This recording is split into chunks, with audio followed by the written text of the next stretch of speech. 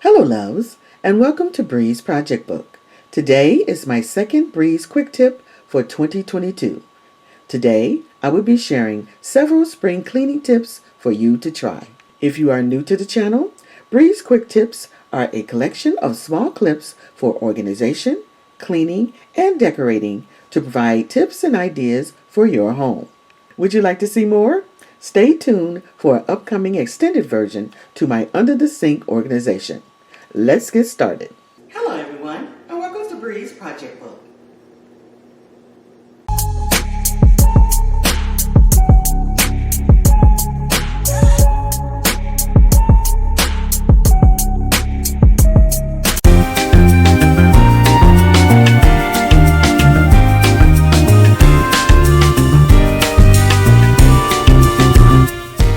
I'm not a big fan of cleaning my walls, but this is a great idea to do during spring cleaning, or at least once or twice a year.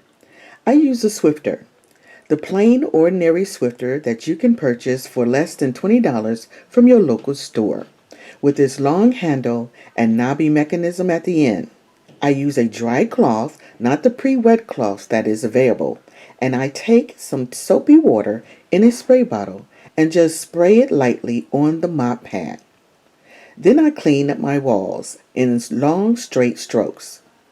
After I clean the walls, I go back over the walls with a dry mop cloth to dry the wet from the walls. This keeps my walls from being too damp, and the walls will dry quickly. This worked for me, and it does a great job in cleaning my walls.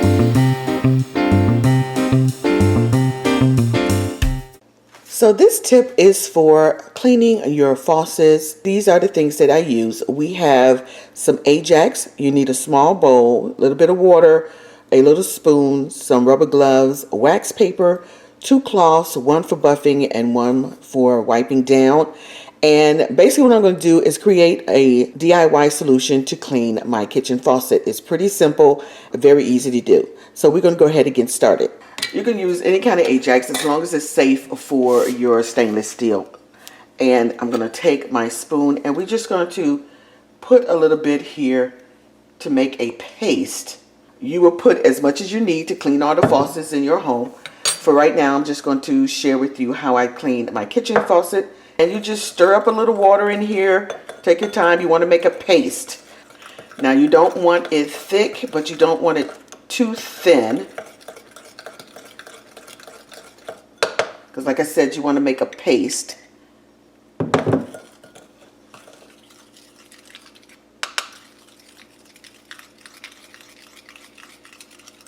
So what I'm going to do is take my paste here and I'm just going to rub it all on the faucet. Just rub it up and down. Okay everyone, we're ready to take this off. It took about 3 to 5 minutes to dry. That's why you don't want it too thick and you don't want it too thin, so it'll be able to cover it. And we're going to take our head here and rub it off.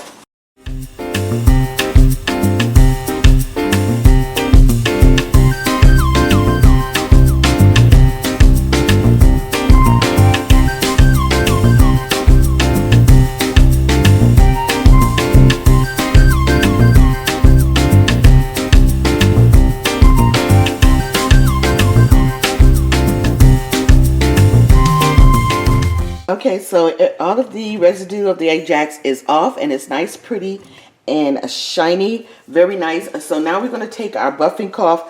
You can put a little of the whatever cleaner. We're going to wipe off some more of that residue. So we're going to spray some on here and just wipe on here lightly to get some of the rest of the residue off because we don't want that to stay on your faucet. And if you have stainless steel polisher, that works too. If you have a faucet that's very fancy, a touch faucet that comes on when you touch, just be careful not to cover up the eye mechanism. And this is looking beautiful. Look how shiny that is. Isn't that gorgeous? Beautiful.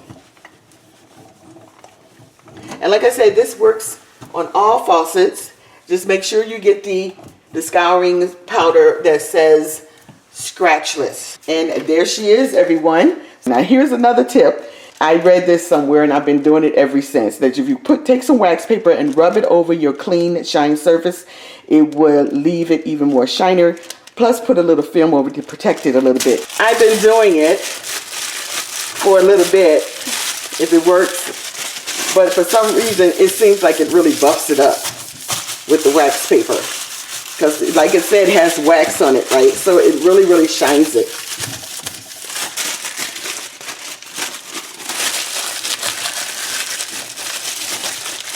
So now I'll let you get a closer look and you can see what it looks like.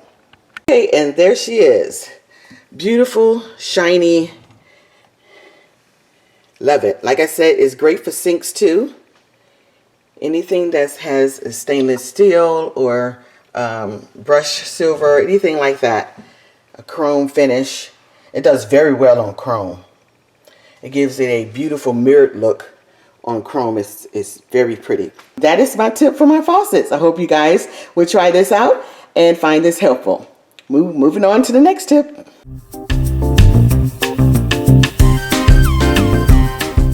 So here we're going to start right up under my kitchen sink. I did this video once before, about 5-6 years ago, and it needs some upgrading. As you can see, everything's kind of a disarray in here. It has some of the containers that I used the last time for my under the sink organization, but we're going to get rid of all of this and start anew.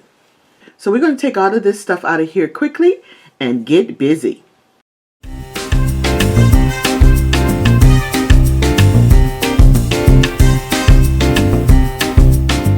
Next, we're going to wipe everything down. That's the pipes, the garbage disposal, the back of the wall, the cabinets, the flooring, and the doors. And we're using cast-iron soap with a little bit of pine salt and some hot water to get all of that dirt and grime. We laid some grip shelf liner on the floor, and this to protect the flooring, but also give it a nice grip for any organization that I put down here. We also installed this double shelf rack system, and that would also be great for more storage.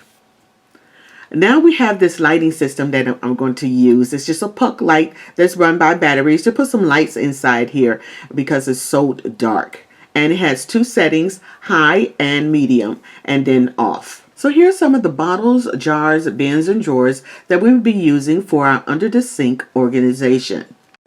So now we're going to fill our bins with all the goodies that we need to have under our sink. Detergents, sponges, rags, all kinds of things that we normally use for the kitchen.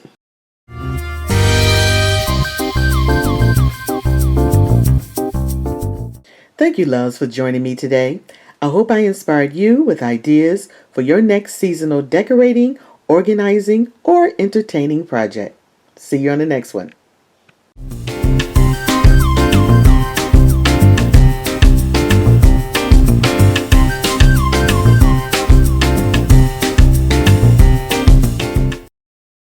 If you would, please subscribe and click the bell twice, and you'll be notified when I upload new videos. And don't forget to search the video library for ideas, tips, and inspiration. And remember, a beautiful and organized home begins one project at a time.